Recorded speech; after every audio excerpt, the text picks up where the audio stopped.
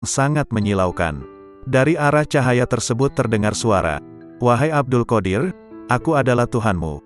Apa yang telah aku haramkan bagimu telah aku halalkan." Syekh Abdul Qadir tertegun mendengar suara tersebut. Setelah sadar dari kekagetannya, beliau berkata dalam hati, Muhammad Sallallahu Alaihi Wasallam adalah Nabi dan Rasulullah yang terakhir, maka tidak mungkin Allah Subhanahu wa Ta'ala akan mengubah syariatnya. Kemudian Abdul Qadir yakin bahwa cahaya yang datang itu bukan suara Tuhan melainkan iblis. Lalu beliau mengucapkan ta'awuz, auzubillahi minasyaitonirrajim. Tiba-tiba cahaya itu terbakar sambil berkata, "Sudah banyak orang yang telah aku perdayai, tetapi engkau luput dari tipu dayaku ini." 3.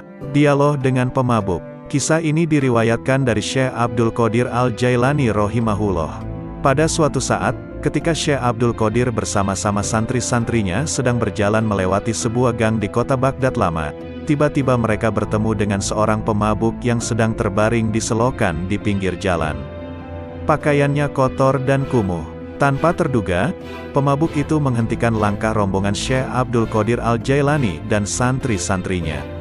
Ia memanggil-manggil Syekh Abdul Qadir Al-Jailani seraya berkata, "Wahai Abdul Qadir, Allah itu Maha Kuasa atau tidak?" Sambil tersenyum ramah Syekh Abdul Qadir menjawab pertanyaan itu, "Tentu, Allah Maha Kuasa." Seolah tidak mendengar jawaban Syekh Abdul Qadir Al-Jailani, pemabuk bertanya kembali, "Wahai Abdul Qadir, Allah itu Maha Kuasa atau tidak?" Dengan tersenyum penuh kasih sayang, Syekh Abdul Qadir Al-Jailani meladeni pertanyaan pemabuk itu. "Pasti, Allah adalah zat yang Maha Kuasa atas segalanya."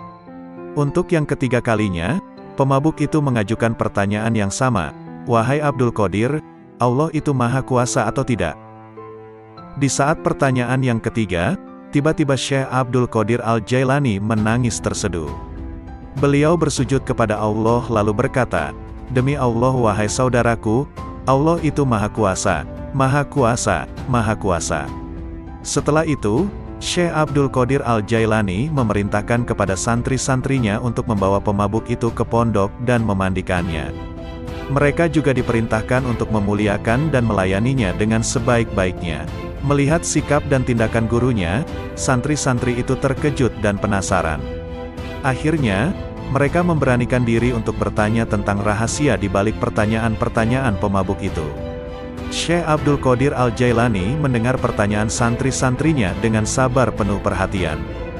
Beliau lalu berkata, "Anak-anakku, maksud pertanyaan pertama pemabuk itu adalah, apakah Allah Maha Kuasa menerima taubat?"